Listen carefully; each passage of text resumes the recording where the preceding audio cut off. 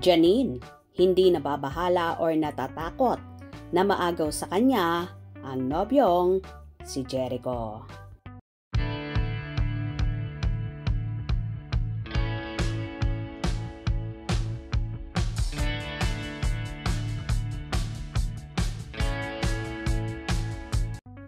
May isang ang video clip na lumabas kung saan edit ito ng isang fanay.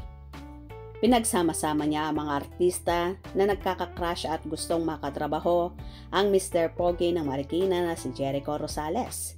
Ilan nga dyan sina Kim Chiu, Barbie Forteza, Maris Racal, Bel Mariano, Bini Colette, Bini Gwen, Kyla Estrada, PBB Jazz at marami pang iba.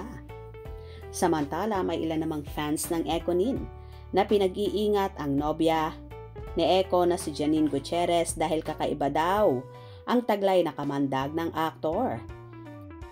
Ayon pa nga kay Master Katsu, iba talaga ang kamandag ng isang Jericho Rosales. Sana all, God bless, idol. Hindi si Eko playboy. Once he is in a relationship, hindi na siya naghahanap ng iba. Baka si Eko pa ang matakot. Maganda at sexy si Janine. Every guy's dream girl. Di naman silosa si Janine kasi alam niyang trabaho lang yan at walang personalan.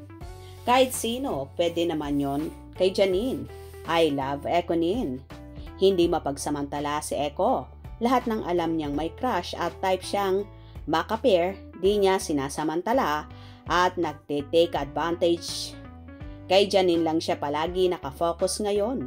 Dahil kay Janine siya na in love ng todo-todo and may trust din sa kanya si Janine. Kahit sino pang itambal kay Jericho Rosales kung ayaw niyang ipagpalit si Janine, walang dapat ikakaba, tiwala at respeto Ekonin sa isa't isa. Love you both. Marami pang young stars na gustong makaward sa Eko pero hindi naman nababahala at natatakot si Janine dahil unang-una, malaki ang tiwala niya sa nobyo. Pangalawa, may respeto sila sa isa't isa at for sure, may usapan na sila pagdating sa trabaho. Dahil bilang mga artista, hindi nilang magkatambal sa iba. Dahil yan naman talaga ang craft nila, kaya baliwala lahat yan kay Janine. Dahil may pagkakaunawa na sila na Eko. Kita rin naman kay Eko kung gaano niya pinapahalagahan, minamahal at inaalagaan si Janine, lalong higit ang kanilang relasyon, na kahit nga ang pamilya ng actress ay damang-dama ito. Kaya nga botong-boto at love na love. Si Eko para kay Janine. Naniniwala naman si Janine na siya lang ang one and only love ni Jericho na so happy rin sa takbo ng relasyon nila ngayon ng actress. Ika nga, both happy and contented. Kaya wag nang intragahin pa ang mga bagay-bagay para lang pag-usapan at gawa ng issue.